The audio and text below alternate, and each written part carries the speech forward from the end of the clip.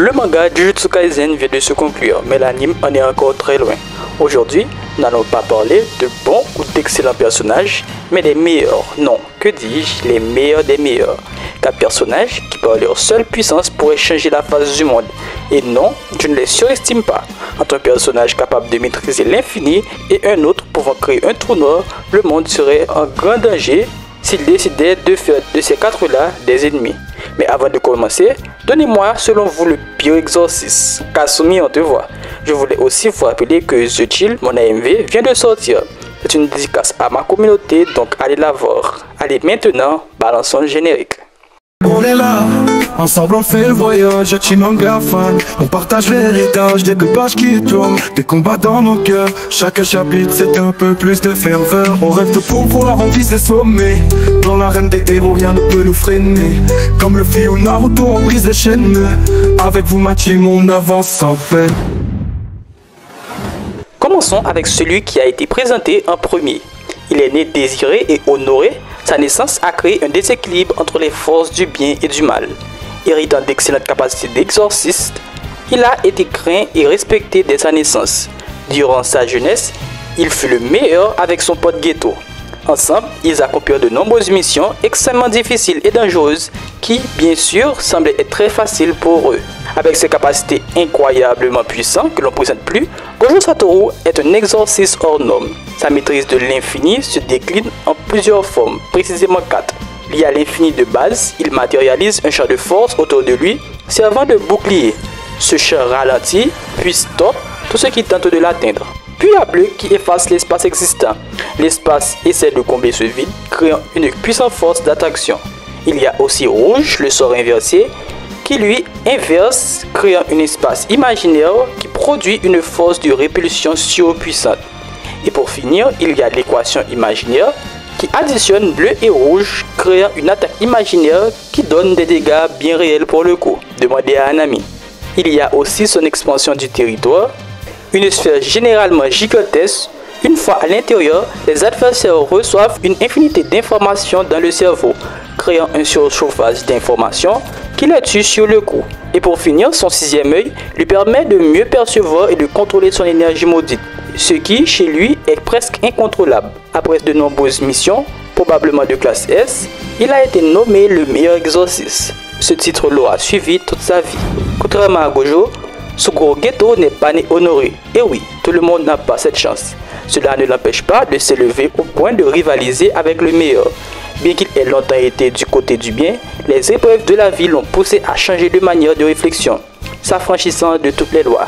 Geto est ainsi devenu antagoniste redoutable. On l'a vu affronter Yuta dans un combat épique au terme duquel il a perdu la vie. Mais ce n'est pas la fin du personnage. Peu après, nous l'avons retrouvé bien vivant, ou plutôt son corps. En effet, Kenjaku, un exorciste millénaire, avait pris possession de son corps, de ses souvenirs et de ses capacités pour mettre à exécution son plan élaboré depuis des siècles. Ce plan plongea Tokyo dans le chaos pendant un long moment. Le pouvoir de Geto ou de Kenjaku est dévastateur.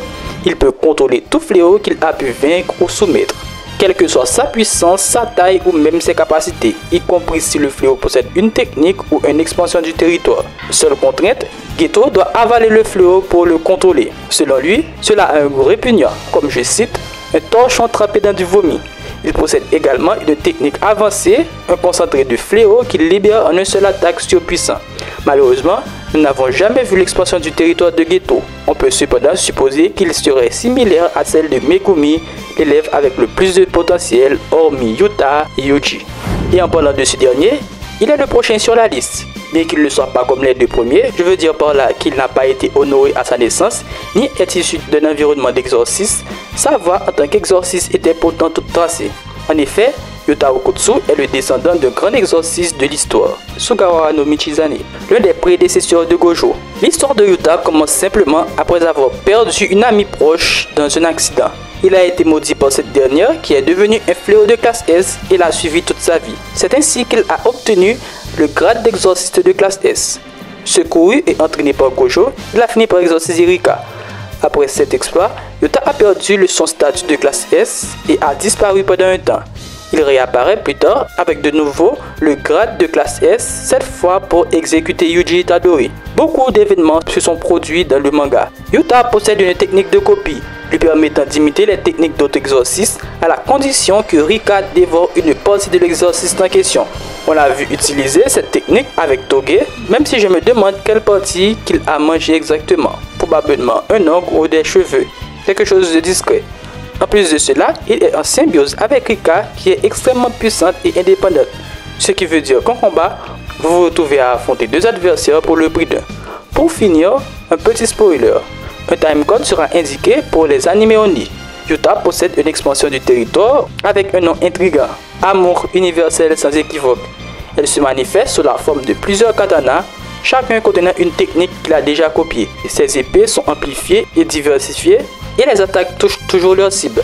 Peu importe les défenses de l'adversaire, c'est probablement l'expansion du territoire la plus polyvalente et l'un des plus dangereux, même contre un adversaire équipé d'un territoire simple. Et enfin, terminons avec la plus ancienne des exorcistes. Connue pour sa paresse extrême, probablement plus encore que Gojo, elle est un personnage mystérieux. Il s'agit également du mentor de Todo. On ne sait pas grand chose sur elle, si ce n'est qu'elle a cherché à éradiquer les fléaux. Elle a apparu plusieurs fois dans l'histoire et a sauvé de nombreuses personnes, notamment lors de ses affrontements contre Kenjaku. On le voit souvent accompagné d'un Shikigami et c'est là que nous entrons dans la zone de spoil. Encore une fois, un timecode sera indiqué pour les animés only. Son pouvoir est spécial, elle possède une technique lui permettant d'attribuer à elle ou à son familier une masse imaginaire. Grâce à cette technique, elle est capable d'asséner des coups d'une puissance colossale. Sa puissance est telle qu'elle a détruit un fléau de classe S en un seul coup. Mais ce n'est pas tout. Yuki peut augmenter la masse de façon quasi presque illimitée. Cependant, si la masse dépasse un certain seuil, cela déclenche un phénomène spécial. En effet, lorsqu'un objet atteint une masse trop importante, il peut créer un trou noir.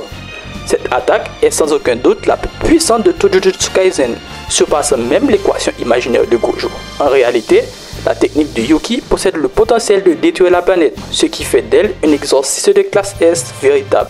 Les exorcistes de classe S sont nommés ainsi car ils sont extrêmement puissants. Chacun d'eux pourrait à lui seul conquérir un pays. Il y a des mentions honorables pour le titre de classe S, comme Kashimo ou Takaba. Et même si le manga est terminé, nous n'avons pas encore fini de parler de Jujutsu Kaisen. En tout cas, c'est tout pour aujourd'hui. À la prochaine, ciao. On est là, ensemble on fait le voyage, Hachimanga fan. On partage l'héritage des deux pages qui tournent, des combats dans nos cœurs. Chaque chapitre c'est un peu plus de ferveur. On rêve de pouvoir, on vise les sommets. Dans l'arène des héros, rien ne peut nous freiner. Comme le fil ou Naruto, on brise les chaînes. Avec vous, ma team, on avance sans peine.